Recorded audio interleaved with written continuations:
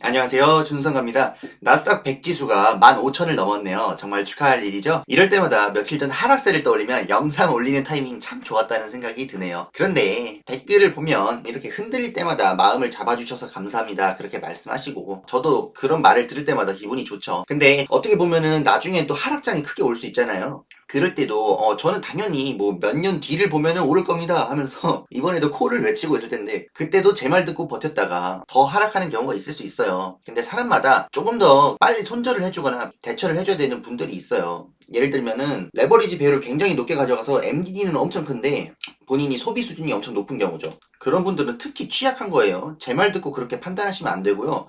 본인이 정말 소비 수준에 맞는 최적의 레버리지를 잡았는가 이런 것도 한번 신경을 써보셔야 될 것 같습니다. 주식으로 망하는 사람들이 왜 망하겠어요? 본인이 팔고 싶지 않은데 팔아서 그렇잖아요. 담보대출 받는 사람들도 반대 매매 당하는 게 원하지 않는 타이밍에 증권사가 그냥 팔아버리는 거잖아요. 그쵸? 나는 그거 반등하고 오를 것도 다 알고 있는데 기다려주질 않는 거예요. 마찬가지로 TQQQ 3배짜리 장투를 했다고 쳐볼게요. TQ 100%.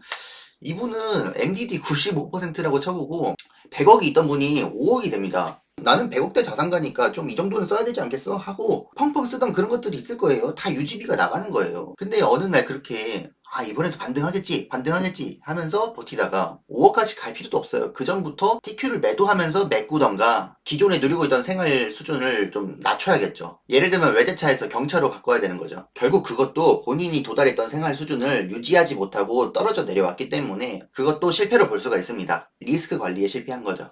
아무튼 제 말만 듣고 가만히 버티는 게 정답은 절대 아닙니다. 평범하게 조정, 하락 이런 것들은 괜찮아요. 뭐 제 말 들어도 피해가 적을 수 있습니다. 그런데 폭락은요. 자기 자신에 대한 이해가 없으면은 절대 이렇게 다른 사람 말 듣고 판단하면 안 됩니다. 자, 여기까지만 말하고요. 요즘 나스닥이 오르는 걸 보면 기업의 가치도 많이 오르고 있다고 생각을 하지만 그뿐만 아니라 화폐 가치가 하락할 것도 한몫하는 것 같습니다. 성장이 없더라도 계속 돈을 찍어내면 주가는 오르게 되어 있죠. 근데 우리 같은 레버리지 투자자는 어떻죠? 어쨌든 지수가 오르면 양의 복리가 있죠.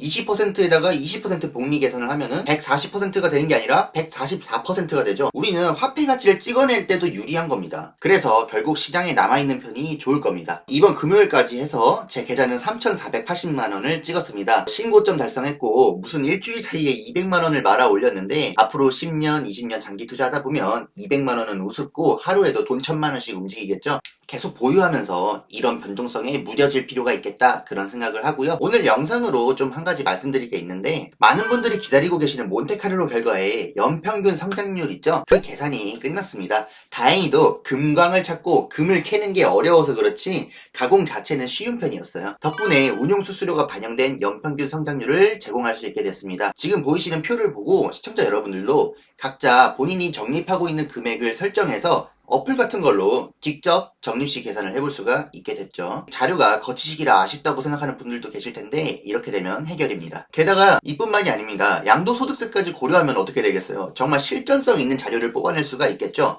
아무래도 1배, 2배, 3배들은 리밸런싱을 안 해도 레버리지 배율이 고정이 되어 있습니다. 유지가 돼요. 하지만 QQQ, QLD, DQQQ 섞어서 만든 1.75배나 2.25배 같은 경우는 비중 재조정이 필요하죠. 그럴 때마다 양도소득세가 나갈 텐데 한 종목 100%랑 차이가 날 수밖에 없습니다. 표를 보시면 알 수 있는데 내가 보수적으로 미래를 잡았을 때는 2.25배 할 바에 2배 QLD 몰빵하는 게 낫다는 걸 알 수가 있죠. 물론 미래가 낙관적으로 그리고 잘 풀렸을 때는 2.25배가 잠재력은 더 있죠. 다음번 영상에서는 이 표를 어떤 관점으로 바라봐야 할지 해석을 해드리고 나에게 맞는 최적의 레버리지는 어떻게 선택해야 하는지 그 가이드를 제시해드리겠습니다. 짧은 영상이지만 끝까지 시청해주셔서 감사하고요. 제가 요즘에 정말 많이 바빠서 업로드 텀이 조금 길어지고 있는데 그만큼 뒤에서는 시청자 여러분들께 더 나은 것을 제공하기 위해서 열심히 준비하고 있다고 생각해 주시고요. 오늘도 끝까지 시청해 주셔서 너무 감사합니다. 주말 잘 마무리하세요.